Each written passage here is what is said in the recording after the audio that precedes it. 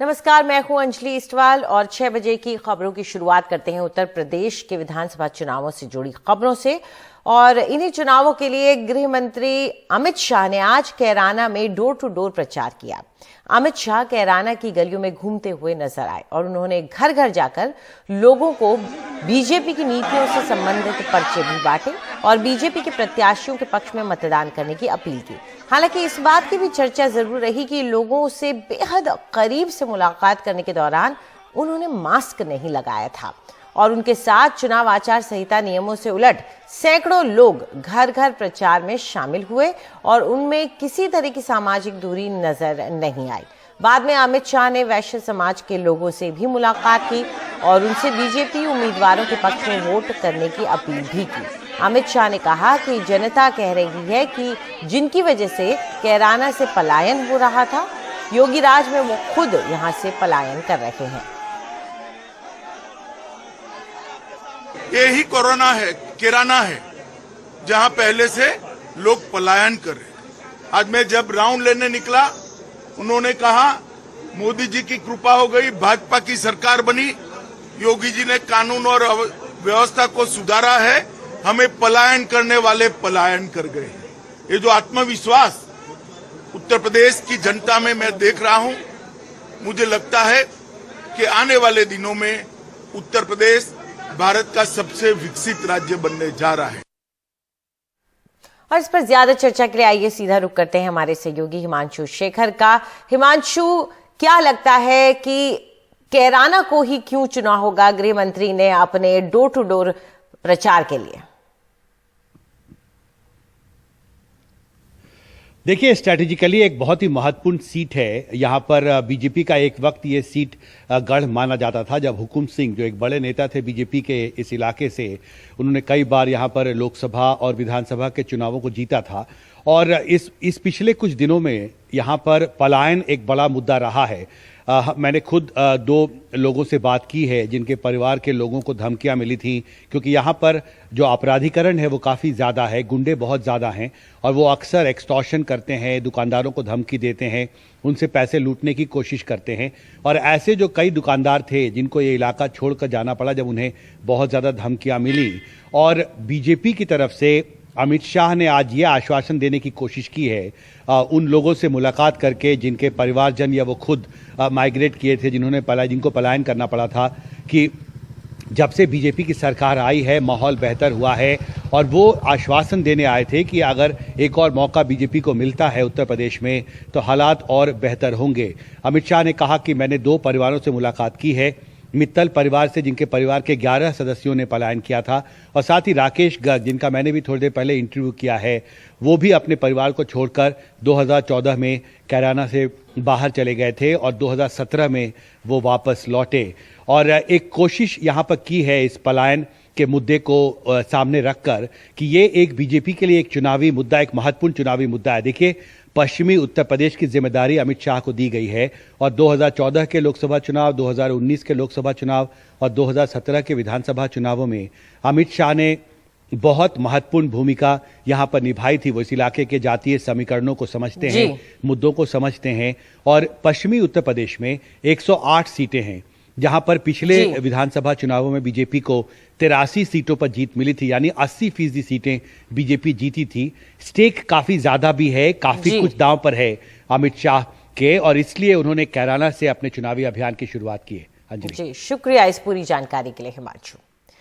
और आज लखनऊ की बात करते हैं, जहां यूपी के मुख्यमंत्री आदित्यनाथ, डिप्टी सीएम केशव प्रसाद मौर्य, केंद्रीय मंत्री अनुराग ठाकुर और प्रदेश बीजेपी अध्यक्ष स्वतंत्र देव सिंह ने बीजेपी दफ्तर से चुनावी अभियान रथ को हरी झंडी दिखाकर रवाना किया। इस मौके पर मुख्यमंत्री आदित्यनाथ ने कहा कि 2017 से पहले प्रदेश में व्यापारी और अन्य लोग पलायन करते थे, लेकिन 2017 के बाद अपराधी पलायन कर रहे हैं।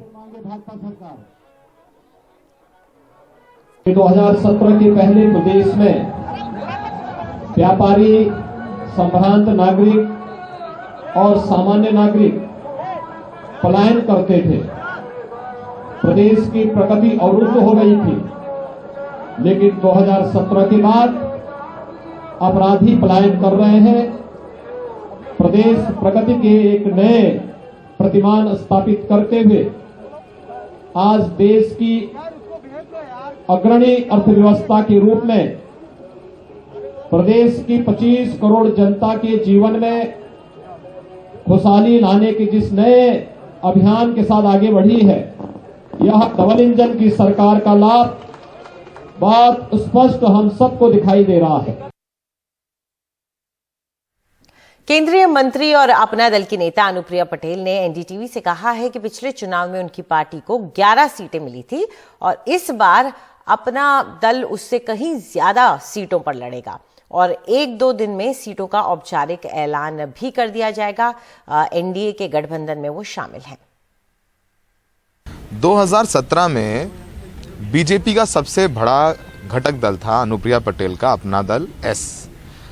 अभी भी उन्होंने एक प्रेस कॉन्फ्रेंस की, हमने कुछ दिन पहले देखा जेपी नड्डा साहब के साथ में, और अब अनुप्रिया जी लखनऊ आई हैं। अनुप्रिया जी, पिछली बार आपको 11 सीटें दी थी बीजेपी ने, इसमें आपने 9 सीटें जीती थी। इस बार कितनी सीटें मिलने जा रही हैं आपको? अभी हमारी सीटों पर बातचीत काफ़ी आगे बढ़ चुकी है, अंतिम दौर पर है। बस 1-2 दिन के अंदर हम अपनी सीटों की संख्या स्पष्ट कर देंगे। पिछली बार से ज़्यादा होंगी या बहुत ज़्यादा होंगी? जाहिर सी बात है ज़्यादा ही मांग रही होंगी आप। पिछली बार से हम बहुत ज़्यादा सीटों पे लड़ेंगे। पिछली बार से बहुत ज़्यादा सीटों पे लड़ेंगी। मैम, आपकी मदर अब समाजवादी पार्टी के साथ हैं, कृष्णा पटेल जी। अभी जब घटक दलों की बैठक हुई थी तो हमारी बात हुई, वो कह रही हैं कि मुझे दूसरे दलों में सम्मान नहीं मिल रहा, समाजवादी पार्टी में सम्मान मिल रहा है।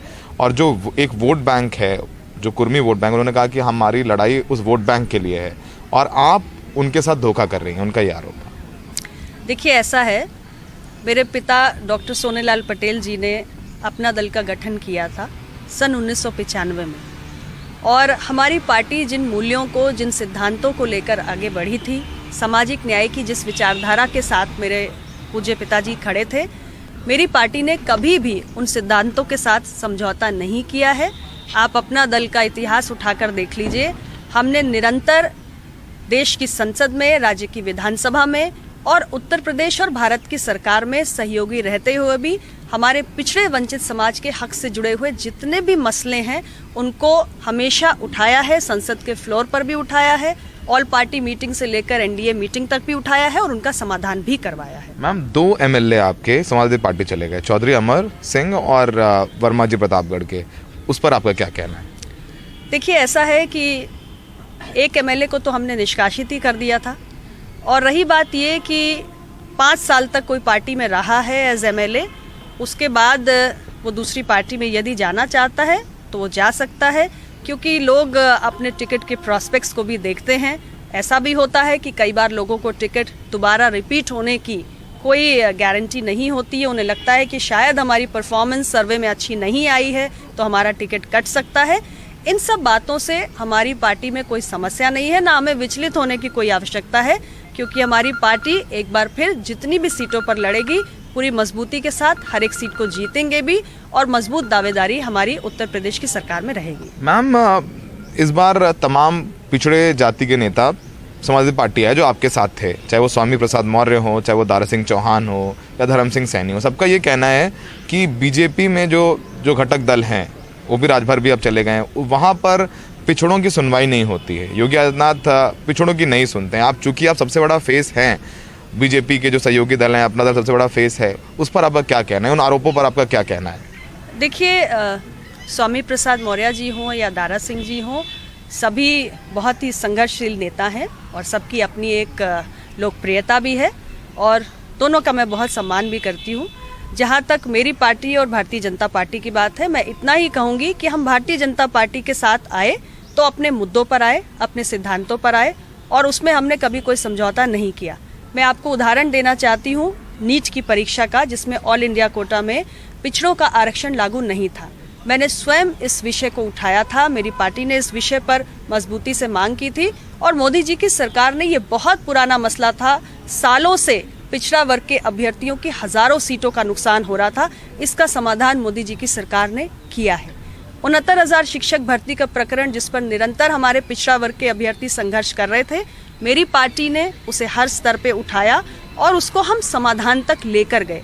आज योगी जी की सरकार ने देर से ही सही लेकिन उस मसले का समाधान किया है। तो जो मसले समय समय पर पिछड़ा वर्ग की इतनी बड़ी आबादी है मसले उठते हैं, लेकिन ईमानदारी से उनके लिए आवाज़ उठानी पड़ती है, ईमानदारी से उसके लिए खड़ा होना पड़ता है।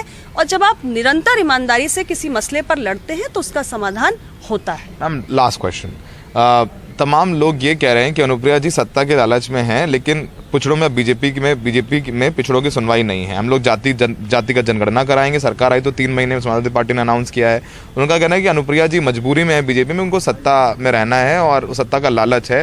वो पिछड़ों की लड़ाई नहीं लड़ना चाहती हैं, वो सत्ता में रहना चाहती हैं, सुख भोगना चाहती हैं, केंद्र में हो चाहे वो राज्य में हो, और वो लालच में है सरकार में। देखिए, मुझे बहुत खुशी है कि मेरे विरोधी कम से कम मेरे बारे में चर्चा कर रहे हैं और मेरे बारे में कोई ओपिनियन बना रहे हैं, लेकिन मैं इतना ही कहना चाहती हूँ कि उत्तर प्रदेश के अंदर 50% से ज़्यादा पिछड़ा वर्ग की आबादी है और उत्तर प्रदेश के पिछड़ा वर्ग को तय करने दीजिए कि अनुप्रिया पटेल ने उनके मसलों पर ईमानदारी दिखाई है या नहीं दिखाई है। अनुप्रिया जी ने हर सवाल का बड़ी अच्छे से जवाब दिया। उनका कहना है कि पिछली बार जितनी सीटें मिली थी उससे बहुत ज़्यादा सीटें उनको मिलने वाली हैं। 1-2 दिन में अनाउंस हो जाएगा कि बीजेपी अपना दल को कितने टिकट दे रही है। सहयोगी राजेश गुप्ता के साथ लखनऊ में सौरभ शुक्ला, एनडीटीवी इंडिया।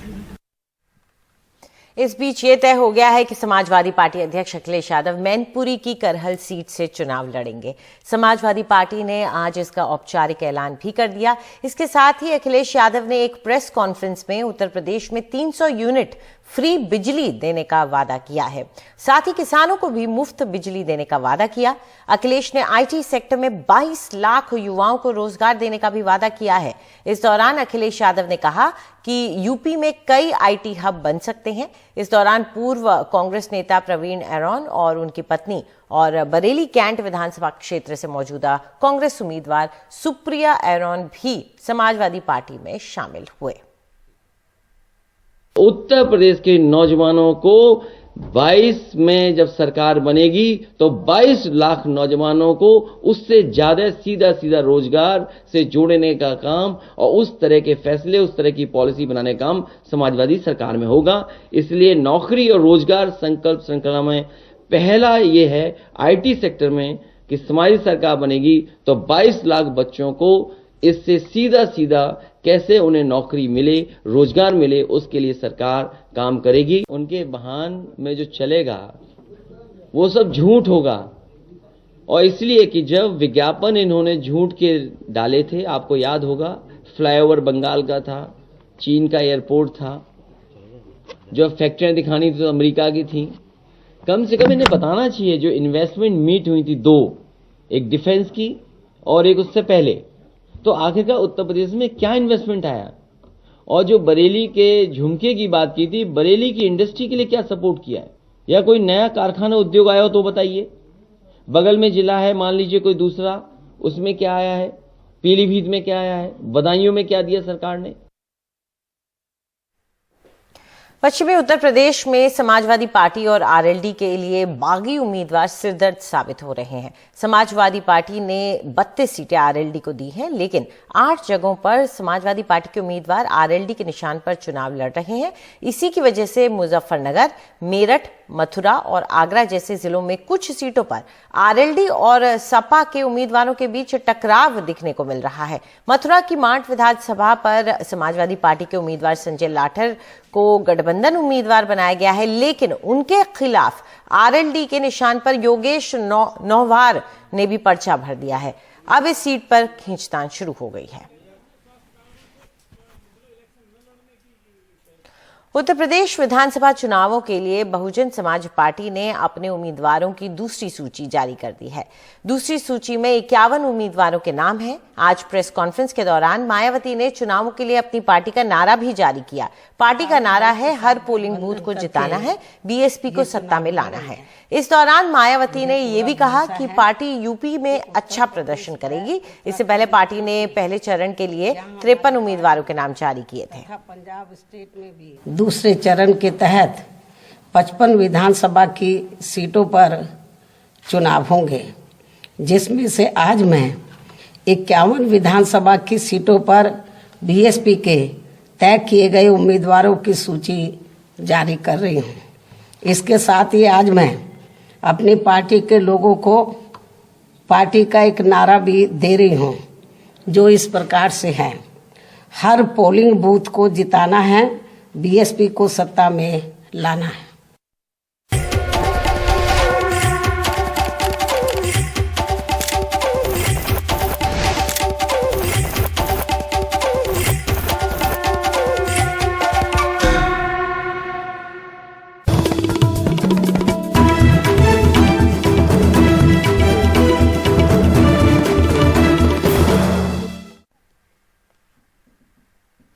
और इस वक्त खबर आ रही है कि चुनावी रैलियों को लेकर चुनाव आयोग ने कुछ नई गाइडलाइंस जारी की हैं। इसके मुताबिक कुछ पाबंदियां बढ़ा दी गई हैं। अब 31 जनवरी तक चुनावी रैलियों पर रोक बढ़ गई है।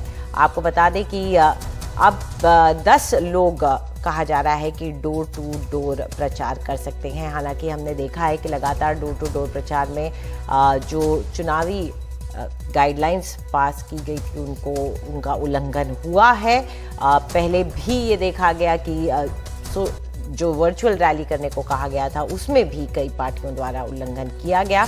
अभी जो खबर आ रही है उसके मुताबिक चुनावी रैलियों पर पाबंदियां बढ़ गई हैं। 31 जनवरी तक चुनावी रैलियों पर पाबंदी लगा दी गई है।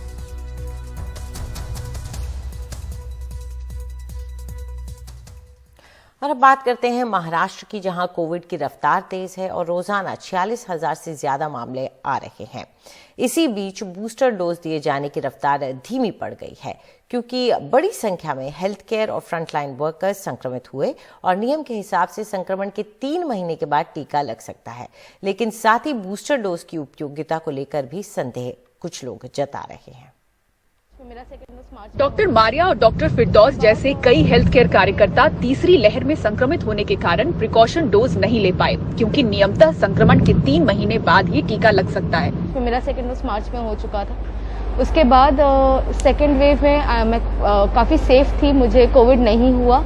वैक्सीन लेने से पहले भी फर्स्ट वेव में भी मुझे कोविड नहीं हुआ था। अनफॉर्चुनेटली अभी जब ये थर्ड वेव आई थी रिसेंटली 1 जनवरी से जो मुंबई ने थर्ड वेव देखा, पीक देखा, उस टाइम पर कुछ फर्स्ट वीक ऑफ जनवरी में मैं पॉजिटिव टेस्ट हुई थी और अब आई एम फाइन। लेकिन बिकॉज अभी रिसेंटली ही मैं कोविड पॉजिटिव हुई हूँ तो मैं थर्ड डोज नहीं ले सकती हूँ थोड़े टाइम के लिए। पूरे पैंडेमिक के दौरान मुझे अभी थर्ड टाइम कोविड हुआ है। हर वेव में हुआ है मुझे कोविड, वैक्सीन लेने के बावजूद भी हुआ है। बाद मुझे अभी थर्ड टाइम कोविड हुआ तो before I was planning to take my booster dose, उससे पहले मुझे कोविड हो गया। 10 जनवरी से शुरू हुई प्रिकॉशन डोज की मुहिम के दौरान महाराष्ट्र में 4 लाख से अधिक योग्य स्वास्थ्य कर्मियों में से सिर्फ 43% यानी कि 1,75,497 ने तीसरा टीका लिया है। फ्रंट लाइन वर्कर्स के लिए संख्या मामूली रूप से बेहतर है, जहां लगभग 3 लाख पात्र में से सिर्फ 48% यानी कि 1,45,562 ने प्रिकॉशन डोज लिया है। फ्रंट लाइन वर्कर्स की तुलना में अधिक 1,88,758 कोमॉर्बिड वरिष्ठ नागरिकों ने प्रिकॉशन डोज ली है। बीते 10 दिनों में राज्य में कुल 5,09,817 बूस्टर डोज दिए गए हैं। फ्रंटलाइन और हेल्थ केयर वर्कर्स का टर्नआउट बहुत कम हो रहा है या जितनी उम्मीद है उतना नहीं है। इसके काफ़ी सारे रीज़न हो सकते हैं क्योंकि ओमिक्रॉन की वजह से काफ़ी हेल्थ केयर वर्कर पॉजिटिव भी हो चुके हैं, फ्रंटलाइन वर्कर हो चुके हैं। इसी कारण से बूस्टर डोज यूजफुल है या नहीं इसके बारे में दुविधा उनके मन में अभी तक है। सरकार ने डॉक्टर्स के लिए जो अलग से सूची बनाई थी उसमें काफी डॉक्टर्स का नाम नहीं था और इसलिए कई डॉक्टर्स ने मार्च महीने के बाद अपना पहला डोज लिया, वो भी कोविन ऐप में अपना नाम दर्ज करके। इसलिए काफी डॉक्टर्स अभी जो थर्ड फेज में है, ये थर्ड डोज जो है उसमें वैक्सीनेशन नहीं ले पा रहे हैं। दिसंबर के आखिरी हफ्ते से अब तक पिछले 1 महीने में महाराष्ट्र के करीब 4,000 से ज्यादा डॉक्टर्स ये कोरोना के पॉजिटिव हो गए। राज्य में रोजाना के मामले रफ्तार पकड़ते हुए 46,000 पार दिख रहे हैं। इसी बीच चिंता उन करीब 1 करोड़ लोगों को लेकर भी है जिन्होंने अभी तक अपनी दूसरी डोज समय पर नहीं ली है। मुंबई से पूजा भारद्वाज, एनडीटीवी इंडिया। उत्तर प्रदेश के महोबा से वैक्सीन लगाने की गड़बड़ी की एक अजीबोगरीब खबर आई है। यहां एक महिला की मौत के 3 महीने बाद उनको दूसरा टीका लगाए जाने की सूचना आई तो परिवार हैरान रह गया। अब प्रशासन ने इस भूल पर जांच के आदेश दिए हैं। इस वैक्सीनेशन सर्टिफिकेट के मुताबिक महोबा की हेमलता को पहली डोज 10 जुलाई और दूसरी डोज 17 जनवरी को लगी। जब इस दूसरे टीके का मैसेज मोबाइल पर आया तो परिवार को पता चला।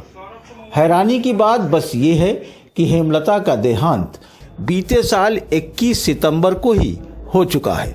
10 जुलाई में दोनों पति पत्नी हेमलता और देवपाल सिंह यादव दोनों गए थे सरकारी अस्पताल श्रीनगर में। वहीं पर हमको लगी थी वैक्सीन। इसके बाद हमारी घरवाली का सिर दर्द होने लगा। उस सिर दर्द होने के बाद हमने उनका इलाज कराया। पहले यहीं श्रीनगर में कराया, इसके बाद महोबा में ले गए तो महोबा से रेफर उन्होंने झांसी में कर दिया और झांसी में उनकी मृत्यु हो गई। अभी 17 जनवरी को हमारे भतीजे के मोबाइल में मैसेज आया कि उनको दूसरी डोज लगी है और जो कि उनकी मृत्यु हो चुकी थी।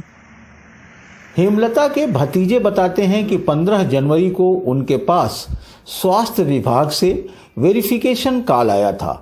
उन्होंने बताया भी कि उनकी चाची नहीं रही, लेकिन इसके बावजूद दूसरी डोज का संदेश आ गया। 21 सितंबर को वो एक्सपायर हो गई थी। उसके बाद मेरे पास 15 जनवरी को कॉल वेरिफिकेशन के लिए मैसेज आता है कि वैक्सीन लगी है उनको या नहीं लगी है। वैक्सीन वेरिफिकेशन के दौरान मैंने उनको जबकि जानकारी दे दी थी कि वो एक्सपायर हो चुकी हैं। उसके बाद 17 जनवरी को मेरे पास मैसेज आता है कि उनको सेकेंड डोज लग चुकी है। जो व्यक्ति एक्सपायर हो चुका है उसको वैक्सीन कैसे लग सकती है? इसमें स्वास्थ्य विभाग की बहुत बड़ी लापरवाही सामने आ रही है। अब जिले के मुख्य चिकित्सा अधिकारी ने इस मामले की गंभीरता को देखते हुए जांच के आदेश दे दिए हैं। इस तरह की चूंकि मास हमारा मेगा वैक्सीनेशन कैंप चल रहा है, गांव-गांव घर-घर लोग विजिट कर रहे हैं, गांव में भी जा रहे हैं। तो चूंकि एक मोबाइल नंबर जो है से 4 लोगों को फीडिंग होती है और अगर कोई बताता है कि हमारा मोबाइल नंबर ये है तो कभी कभी कन्फ्यूज़न में कोई नंबर और डायल हो जाता है, तो ऐसा हो जाता है, कभी कभी हो सकता है। तो मैं इसकी जांच करा लूँगा। कोविड वैक्सीनेशन में इस तरह की गड़बड़ी को लेकर कुछ लोग कह रहे हैं कि सरकार आंकड़ों में कोविड वैक्सीनेशन ज्यादा दिखाने की हड़बड़ी में है, तो जिला स्वास्थ्य अधिकारी कह रहे हैं कि ये एक मानवीय भूल है। मसला चाहे जो भी हो, लेकिन इतनी बड़ी बीमारी में इस तरह की गलती को सिर्फ मानवीय भूल कहकर नजरअंदाज नहीं किया जा सकता। महोबा से इरफान के साथ वाराणसी से अजय सिंह, एनडीटीवी इंडिया।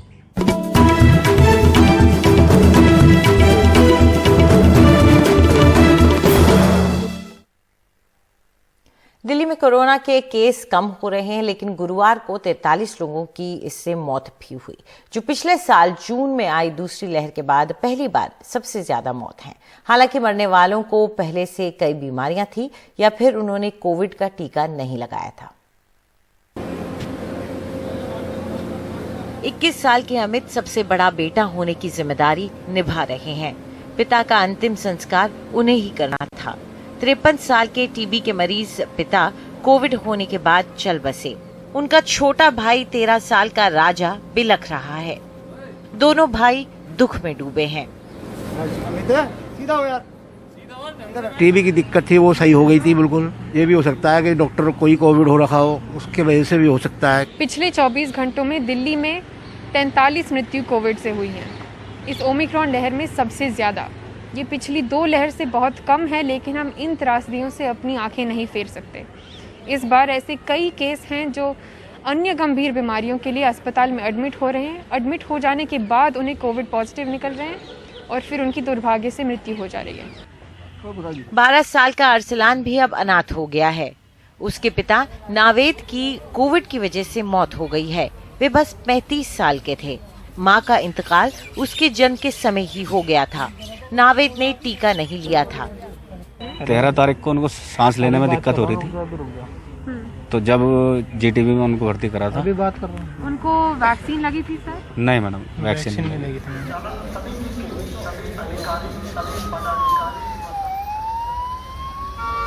दिल्ली के अंदर यंगस्टर की डेथ होनी शुरू हो गई है, लेकिन इसमें एक बात और आ रही है। जितनी अभी तक हमने क्रीमेट किया है या दफनाया है, इसमें अनवैक्सीनेटेड लोग ज़्यादा हैं, जिन्होंने वैक्सीनेशन नहीं कराया है।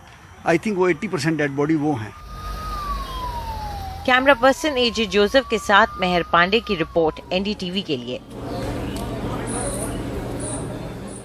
कोरोना के बढ़ते मामलों के बीच दिल्ली में कुछ ऐसे भी लोग हैं जिनका पूरा परिवार कोरोना की चपेट में है। ऐसे लोगों तक खाना पहुंचाने के लिए 10-15 लोगों की एक टीम श्री महाकाल नाम से एक रसोई चला रही है, जिसमें जरूरतमंदों को राहत पहुंचाई जा रही है। उत्तर पूर्वी दिल्ली के बाबरपुर में श्री महाकाल रसोई में ये खास खाना तैयार हो रहा है कोरोना से पीड़ित लोगों के लिए। 10 से 15 लोगों की ये टोली पूरी उत्तर पूर्वी दिल्ली में कोरोना के मरीजों को उनके घरों तक दोनों वक्त का निशुल्क खाना भेजती है। इस रसोई के जरिए कोरोना की पहली लहर में 51 दिन, जबकि दूसरी लहर में 74 दिन तक लोगों तक खाना पहुंचाया गया। अब तीसरी लहर में भी ये लोग कोरोना के मरीजों का पेट भर रहे हैं। हमने पहली लहर के अंदर पहले 51 दिन हमने लोगों को खाना बांटा था। फिर दूसरी बार ये बीमारी आई, दूसरी बार हमने श्री महाकाल रसोई के उससे 2 महीना 14 दिन यानी 74 दिन लगातार हमने कोरोना से जो पीड़ित लोग थे उनको निःशुल्क भोजन दोनों समय का उनके घर भेजा था। फिर अब तीसरी लहर के अंदर अब फिर दोबारा से ये बीमारी जो फैली है इसके अंदर फिर दोबारा से निःशुल्क भोजन दोनों समय का उनके घर पहुंचा रहे हैं। संस्था के अंदर शुरू में तो थोड़े लोग थे जब हमने शुरुआत करी थी, बाद में हमारा काम देख के हमारे साथ बहुत लोग जुड़े। इन लोगों के इसी व्हाट्सएप नंबर पर जरूरतमंद लोग संपर्क करते हैं। फिर ये लोग कोरोना मरीज की रिपोर्ट मंगवाते हैं। फिर हर रोज ऐसे ही सभी मरीजों के लिए स्वादिष्ट खाना तैयार होता है। खाने का मेन्यू भी हर रोज बदला जाता है। फिर ये खाना कोरोना मरीजों के घर तक पहुंचाया जाता है। खास बात यह है कि ये खाना बिना जाति धर्म देखे सबको दिया जा रहा है। इस रसोई का नाम भले ही श्री महाकाल हो, लेकिन यहाँ मुस्लिम युवक भी काम करते हैं। मैंने सर पिछली साल ये देखा था इन लोगों के साथ कि ये कोरोना में बीमारी ना देखते हुए लोगों को निःशुल्क खाना भेज रहे हैं और ना कोई धर्म देखा इन्होंने। मुस्लिमों को कई परिवारों ने मुझे फ़ोन पे भी बताया कि महाकाल सेवा है, वहाँ से हमें खाना आ जाता है। तो हमने भी ये सोचा क्यों ना हम भी आगे इसमें कदम बढ़ाएं, क्योंकि ये इंसानियत का काम कर रहे हैं। मजहब कुछ नहीं है, धर्म कुछ नहीं है, इंसानियत का सबसे ज़्यादा होता है। रसोई के लिए लोगों की मदद से ये राशन भी खुद जुटाते हैं और फिर लोगों को 2 वक्त की रोटी खिलाते हैं ताकि इंसानियत जिंदा रहे। नई दिल्ली से अपने सहयोगी हरिकिशन शर्मा के साथ मैं मुकेश सिंह, एनडीटीवी इंडिया।